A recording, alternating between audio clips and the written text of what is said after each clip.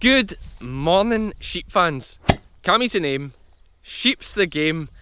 It's another day at the shearing. It's always going to be another day at the shearing just now. I hope you're enjoying it.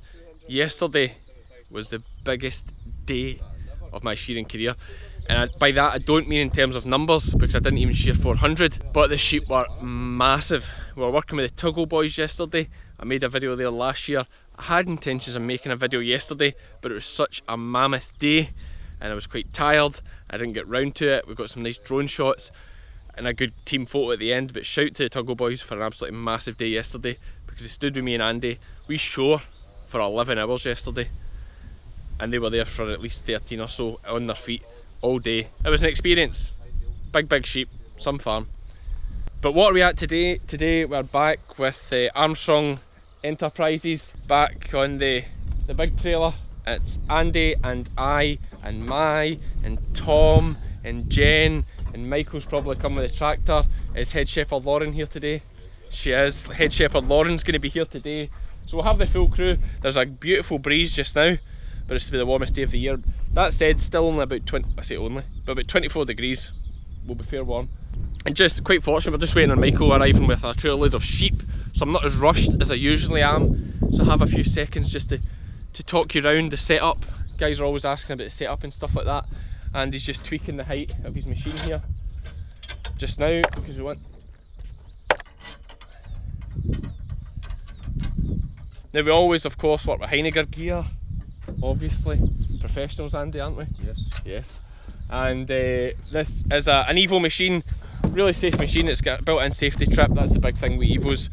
They run a lot quieter too, I believe, than most of the competition, but that's a great machine, very safe. This one's from Highway Shearing, bought from Dave Gillette. He's a good guy, but there's lots of good companies out there selling shearing gear. Easy to find, just Google it. Highway's the guy I use for most of my stuff, because you order it. We ordered a broom for Mai at like 2 PM. It was there the next morning, like quite impressive, or the next afternoon. Very impressive service.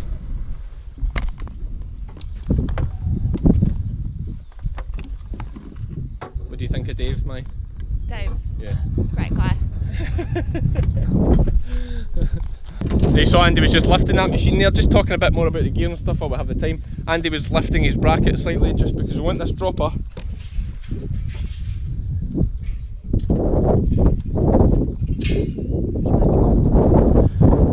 Because we want this dropper swinging just like that, just touching the board and no more, which Andy's got it set perfect. He's now doing my machine because he's an absolute gentleman and I'm messing around with the camera. What else is on the go here that most people in the UK will be familiar with?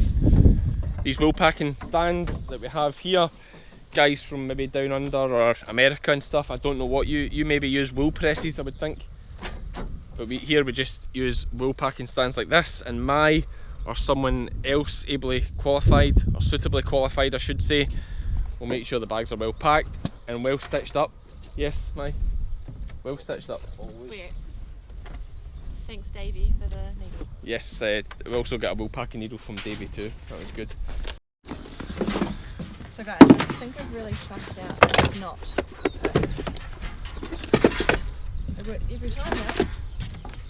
Good. I was doing the same thing over and over and over again and it would keep slipping. If at first you don't succeed, try again. Well, Albert Einstein said the definition of insanity is doing the same thing over and over again and expecting a different result. So conflicting advice there. Yeah. Slides of the shear there. So talking other gear now, I think I might need this grinder, mate. Oh, mine's all fell out. Talking other gear now, we have been down here for 4 days and we're right at the limit of our gear, so we have a bit of variety here for you. So I'm working off just the cutters that are left. I'm left with an edge cutter, a jet, and so the edge is like new, the jet's kind of worn down. These are ones that are at the top of my cutter box because I never really intended to use them, but I ground them up before I came. And then we've got some varieties, different thicknesses of cutter onto another new looking one, which is a jet. So I have a new edge and a new jet. So that makes it complicated when you're setting your comb up. But we'll manage. So handpiece, of course, we work with an FX. Two FX in this case, Heinegger Icon FX. Best handpiece in the market, really. I'm no shearing expert, I just tell you the things I use, but like, it's fair to say they're the best in the market. Hence why just about everyone is using them. They might say, Cammy, what makes them the best? Again, no expert. First thing that you can be sure of, they're Heinegger, so you know they're going to be good. And the other main feature of these that makes them different from other handpieces is the thin barrel. Like, some difference in your hand. If you go from using this to using a traditional sized handpiece, like the old Cyclone, Heinegger Cyclone handpiece, massive difference. And even in your head, like, you just pick it up, it just feels bulky and lacks a bit of finesse, I would say. Is that fair to say? Just when you pick the old one up now, it just feels huge. Yep. Aye.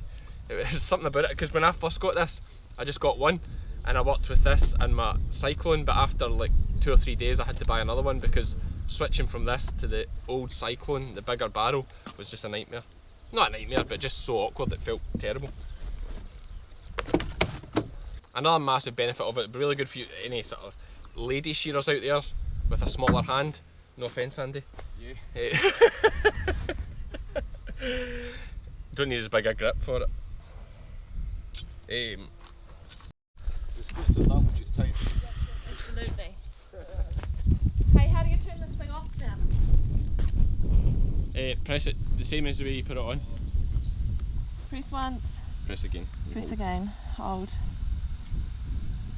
Hello. Perfecto. I'll pick up the...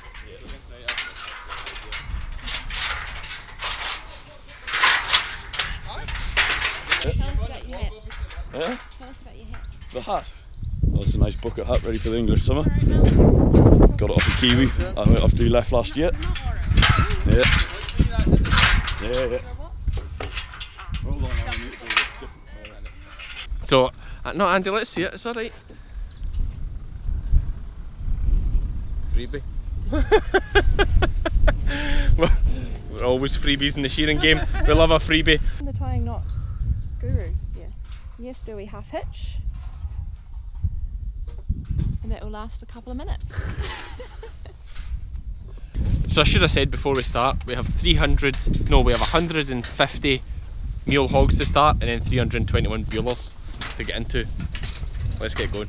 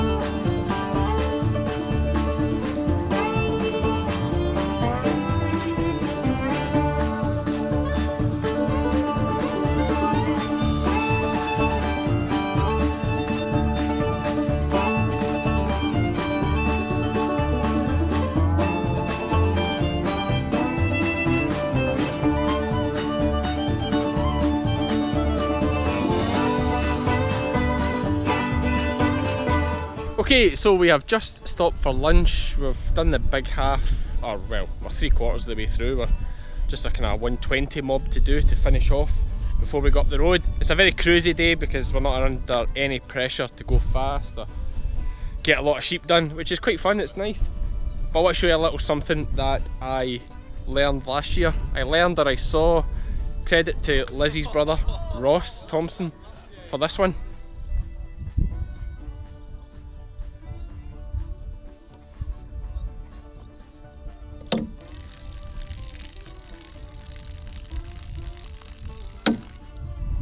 This is a 25 litre drum of water. It's that simple. It's like the kind of thing you'd put in a caravan or something, I suppose. But Ross brought one up with him last year. We used it every day. Even simple things like when you stop for a smoko or lunch, you can come wash your hands and face. It's quite refreshing. And obviously, warm weather like this, we're drinking like 10 litres plus a day, maybe up to 15 litres of water. So constantly being able to refill our bottle. And because it's a large volume, a large body of water, it keeps very cool. Obviously we keep it in the shade when we're not using it, but it keeps very cool. It means we've got nice cold water all day. Genius wee addition. That might be interesting to some of you. I want to take this opportunity to say how much I love my job, and Cammy's a really good boss. And he's really funny. How much did he pay you to say that? And laugh at all his jokes. Laugh at all his jokes. Ah, I see what you're doing, that's clever.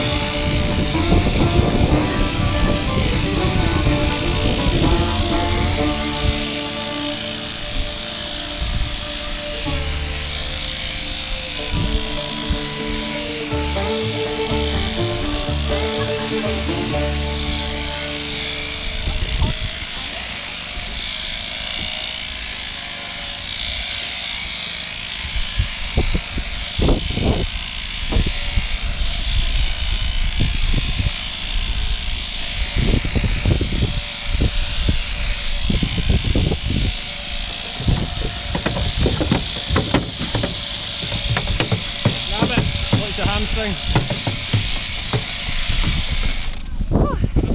Not bad. I mean, the first 50 were okay, but that last 50, whew.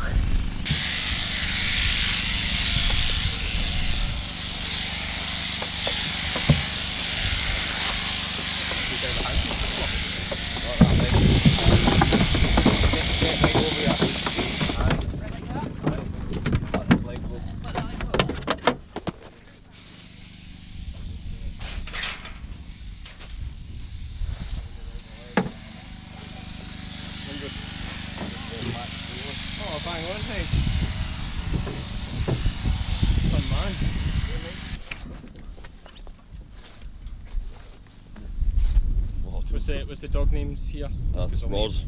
And that Roz? one's Sky. Sky. That's Sky. Yep. You're going pretty good, so. Oh, looking good, aye. Yeah. Yep. Cheers. Yeehaw!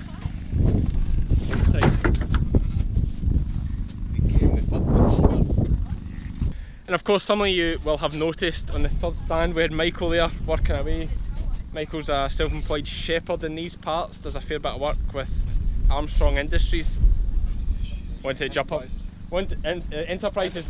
Armstrong Enterprises Associated. I just make it up every time.